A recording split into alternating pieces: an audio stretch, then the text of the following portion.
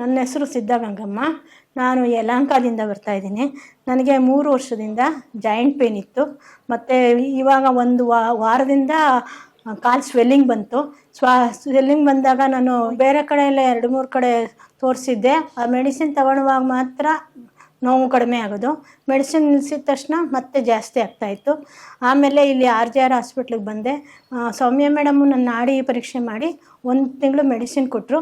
1 ತಿಂಗಳ ಮೆಡಿಸಿನಲ್ಲಿ ನಮಗೆ ಸ್ವೆಲ್ಲಿಂಗ್ ಕಡಿಮೆ ಆಯಿತು, ಮಂಡಿ ನೋವು ಕಡಿಮೆ ಆಯಿತು, ನಿದ್ದೆನೂ ಬರುತ್ತೆ, ಊಟನೂ ಚೆನ್ನಾಗಿ ಮಾಡ್ತೀನಿ, ಮೋಷನ್ ಪ್ರಾಬ್ಲಮ್ಮು ಸಾಲ್ವ್ ಆಯಿತು.